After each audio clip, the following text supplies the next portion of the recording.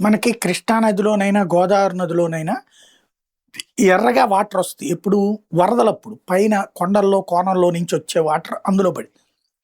అయితే అది ఒక రకంగా పూర్తి ఎర్రగా ఉండదు. గోధుమ రంగుగా ఉంటది. కానీ ఇప్పుడు బాక్స్‌లో చూపెడుతున్నటువంటి ఈ విజువల్ చూడండి.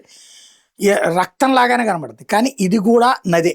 ఇది అరుణాచల్ ప్రదేశ్‌లో ప్రవహిస్తా ఉంటది.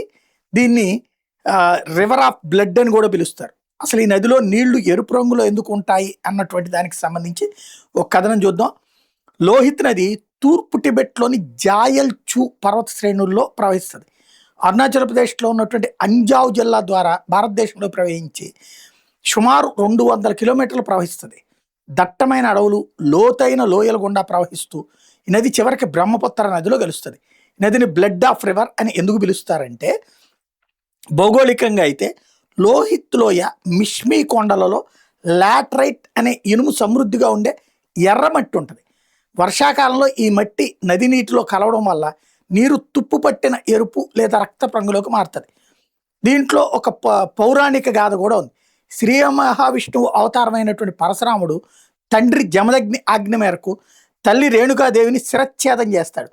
ఆ మాతృహత్య పాపాన్ని ప్రక్షాళన చేసుకోవడానికి పరశురాముడు ఈ నదీ తీరంలో స్నానం చేయగా ఆయన తల్లి రక్తంతో ఈ నది నీరు ఎర్రగా మారిందన్నటువంటి నమ్మకం కూడా ఉంది. దీనికి పరశురామ్ కుండ్ కూడా ఉంది. పవిత్ర పుణ్యక్షేత్రం, ఈశాన్య భారతదేశంలో అత్యంత పవిత్రమైన హిందూ పుణ్యక్షేత్రాలు పరశురామ్ కుండ్ కూడా ఒకటి.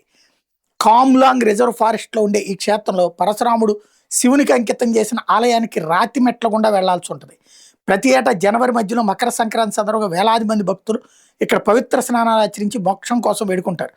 జీవితంలో ఒక్కసారైనా చూడాల్సిన ప్రదేశం అన్నటువంటిది అక్కడ చూసిన వాళ్ళు చెప్తుంది. భారతదేశంలో అందరికంటే ముందుగా సూర్యోదయాన్ని చూసేది ఈ లోహిత్ నదీ పరివాహక ప్రాంతమే.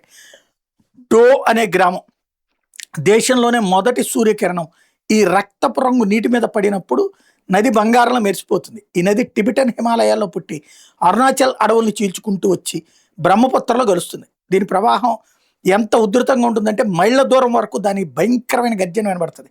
నది ఒడ్డున మాత్రమే దొరికేటటువంటి మిష్మీ తీత అనే అరుదైనటువంటి మూలిక బంగారం కంటే విలువైంది. ఇది ప్రపంచంలో ఎక్కడా దొరకని అనేక వ్యాధులను నయం చేసే దివ్యౌషధం కింద ప్రాచుర్యం పొందింది. ఈ లోయలో ప్రయాణం ఎంత అందంగా సాహసోపేతంగా ఉంటుందంటే, తేజు నుండి భారతదేశపు చివరి సరిహద్దు గ్రామమైనటువంటి వాలోంగ్ వరకు లోహిత్ నది పక్కన సాగే రోడ్డు ప్రయాణం చాలా అద్భుతంగా ఉందని చెప్తున్నారు అటు వెళ్ళినటువంటి వాళ్ళు.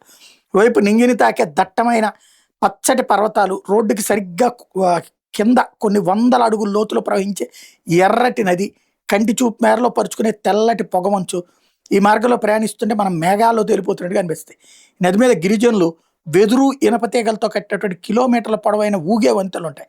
వాటి మీద నడుస్తూ కింద ప్రవహించే నదిని చూడటం అనేటటువంటిది మరొక అడ్వెంచరస్గా కనబడుతుంటుంది అనమాట.